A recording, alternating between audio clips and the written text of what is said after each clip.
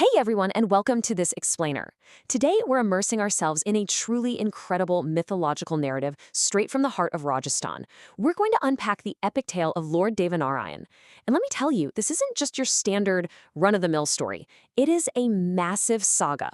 We're talking divine intervention, super intense prophecies, and some very real life-threatening danger. So if you're into narratives that perfectly balance cosmic destiny with high-stakes earthly drama, you're gonna absolutely love this. Let's just dive right in.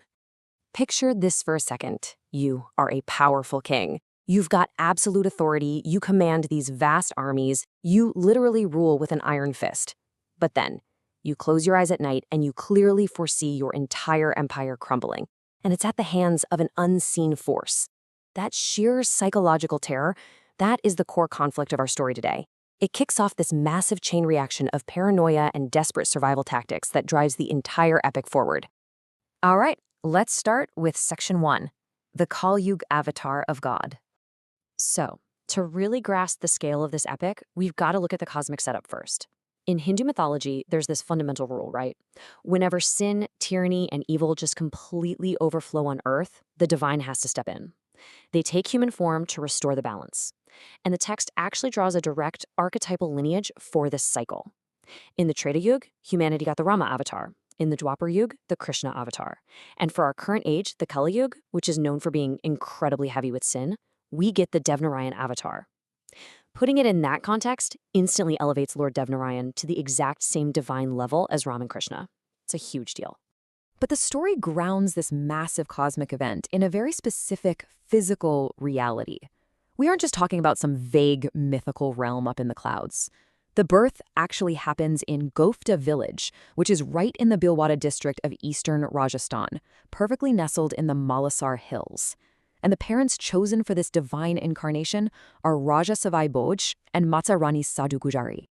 Moving right along to Section 2, the divine dream of Mata Sadhu. Before we get to any clashing swords or dramatic royal decrees, there's this really quiet, profound moment. Now, a divine dream in this specific mythological context isn't just, your brain processing what you had for dinner. It's a prophetic vision. It's a literal, direct spiritual channel where a deity announces their impending arrival to their chosen mortal mother. It's meant to offer her comfort, foresight, and this deep sense of divine blessing before the chaos of the earthly world comes crushing into her life. And in Mata Sadhu's dream, the source text describes an incredibly beautiful, peaceful vision. Lord Devnarayan himself actually appears to her, making a solemn promise that he's going to be born in her home. She sees this gorgeous blooming lotus flower, which, as we know, is a universal symbol of purity and divine birth. And honestly, the most touching part? She envisions a divine child playing happily right there in her lap. It's just a moment of absolute serenity for her.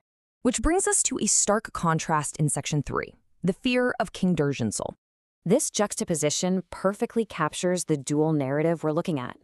While Mata Sadhu is experiencing this incredible divine grace, peace, the divine child, the lotus flower, just a supreme blessing, King Durjansal of Tara Nagari is plunging headfirst into pure darkness. I mean, he is suffering through nightmarish premonitions of creeping unavoidable danger to his kingdom. He's seeing imminent doom and just spiraling into absolute paranoia. It's that classic clash of light and dark, and it sets our protagonist and antagonist on a total collision course.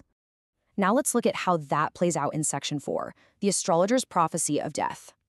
So, tormented by these nightmares and feeling his grip on power totally slipping away, the king gets desperate. He needs answers to decode this doom before it destroys him. Literally paralyzed by fear, King Durjansal summons the Joshi, his astrologers. The whole atmosphere in his kingdom has grown super strange and honestly palpably dangerous, so he demands they read the charts and explain these omens. He is frantically searching for some loophole, some way to cheat his own destiny. But guys, here is the massive, dramatic twist of the whole narrative. The astrologer who shows up to predict the king's doom, it is none other than Lord Devnarayan himself, in a divine disguise. He literally enters the king's court, walking right into the lion's den to deliver the prophecy directly to his sworn enemy. I mean, talk about an ultimate power move. It shows just absolute unshakable divine confidence. The disguised Joshi looks at the charts, looks the king dead in the eye, and drops this unvarnished truth bomb. He says, quote, "O king, a child is taken incarnation in the house of Saudu Gujari in the village of Gothda. Your life is certainly in danger." Just imagine the shock in that room. The king's absolute worst nightmares are confirmed, out loud, right there in his own court. His false sense of security shatters, and boom, the main plot of the epic is officially in motion. So how exactly does a tyrant react to a direct threat to his life? Well, with absolute panic and fury, for sure. The source outlines his immediate violent retaliation. He gives orders to assassinate the newborn child immediately. He even plots to send assassins dressed up as nurses to feed the baby poison instead of milk. If you're thinking this sounds kind of familiar, you hit the nail on the head. It perfectly parallels the classic Kansa and Krishna archetype, the powerful, terrified tyrant ruthlessly hunting down the divine newborn. And that forces a major move in Section 5, departure towards Malwa. Back in the village, Mata Sadhu quickly realizes her homeland is completely compromised. The king's assassins are literally everywhere, searching for her baby. The terrifying reality sets in. Her child is simply no longer safe in Rajasthan. She has to abandon her home right then and there if her baby is going to survive. It's an absolutely heartbreaking choice, but a completely necessary one. And they have to execute this escape fast. First things first, they seek the spiritual protection and blessing of Baba Rupnath. Then Mata Sadhu gathers her trusted maid Hira, her loyal companion Malapil, and the villagers. They pack up, grab their precious herds, and rapidly depart from Bhilwara. Finally, after a super perilous journey, they arrive safely at her maternal home in Dar Nagari, down in Malwa. The contrast here is night and day.